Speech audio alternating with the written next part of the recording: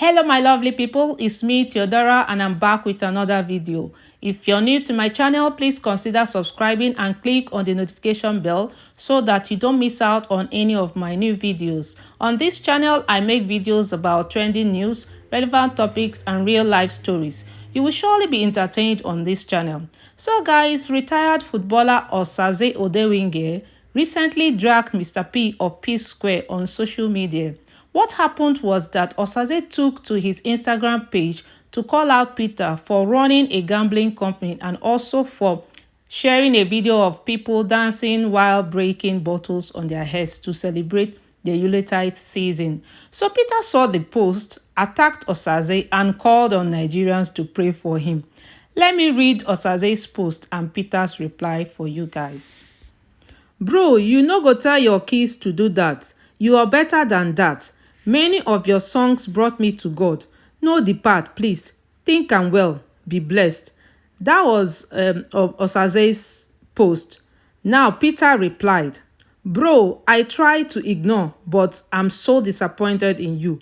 If you're now close to God does not make you to feel others are close to the devil.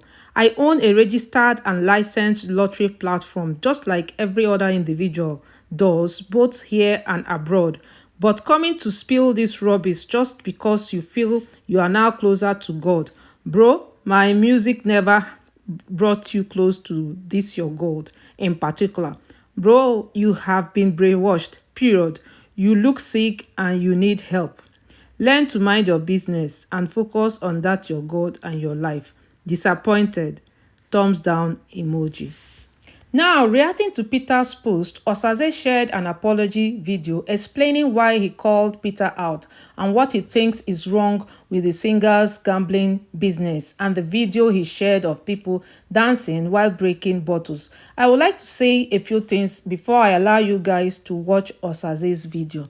Now, the background of the story is that Mr. P owns a gambling company called Zoom Lifestyle and he usually announces winners on his Instagram page. So on one of his usual announcements of winners, he called a boy on the phone to give him the good news that he won a certain amount of money. During their conversation, the boy started crying. So Mr. P asked him while he was crying. The boy responded that her mother is ill, she has cancer and is on chemotherapy, and that he took his mom's last 500 naira to buy a ticket and now he won. So it was on this note that Osaze made his post. His argument was that the young guy won, but he believed that there are some other guys who didn't win on that day and possibly took their dad's or mom's money feeling like they will win because gambling is an addiction. So Osaze was not actually condemning Mr. P's business per se. He felt that Mr. P should have rebuked the boy from taking his mom's money to gamble.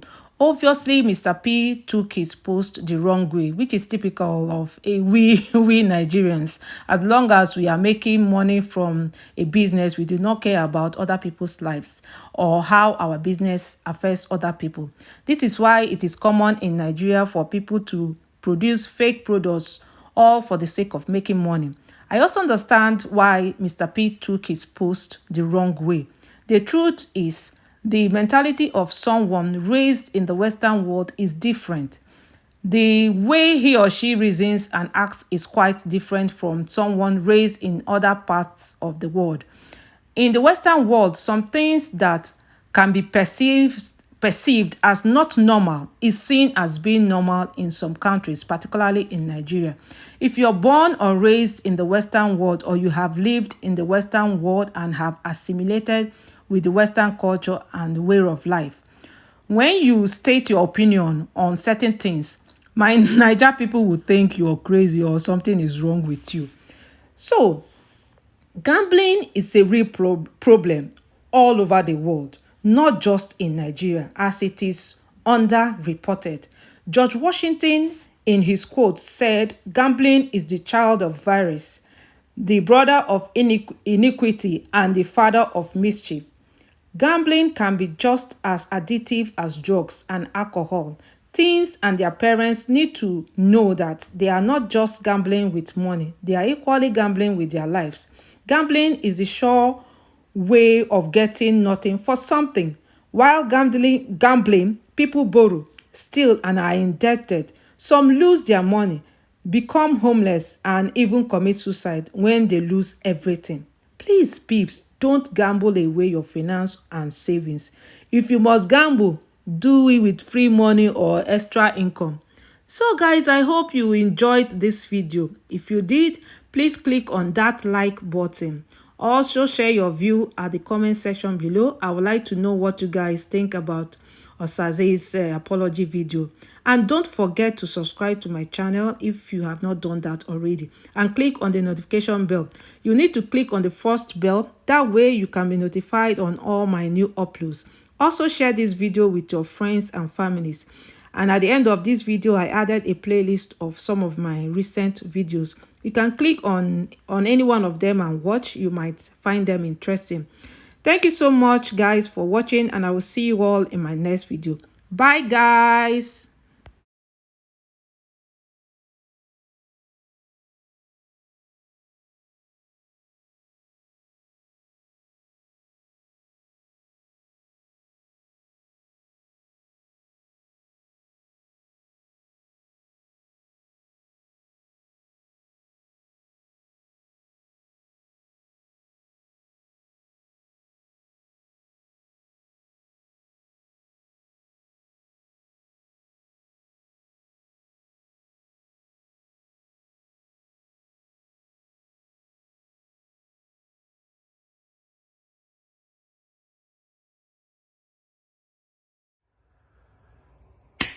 My bro,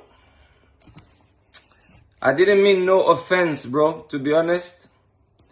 But, we're brothers. And if I see my brother something not today right, as you offered to pray for me, feeling like, things not there right with me, I thought, I'll do the favor back. Because what you sow is what you reap. So you pray for me, I pray for you. So you notice something like maybe I'm pushing it too far. But I think when I watched your video about the guy that took his mom's last 500 naira to gamble, basically, what you're doing, you're encouraging gambling. Some people win, some people lose. So he went into tears saying his mother is ill, she has cancer, she's on chemotherapy, and he said, you asked him, why is he crying? He said he took his mom's money from her account, her last 500 naira, to buy a ticket. Luckily, he won.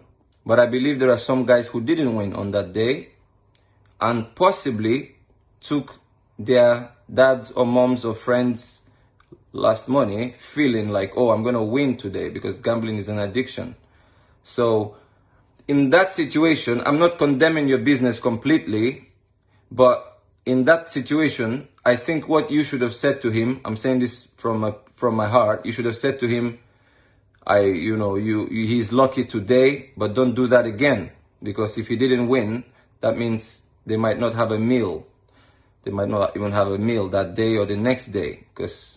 And that's stealing. Like, you have to ask your mother to take her last money to go gamble. And I believe, some people borrow money to do these things. And when they're in debt, they end up arrested. They get beaten up and all that. So that was my worry, really. And I will tell you something. In 2019, I was offered endorsement deals from gambling companies that were launching in Nigeria.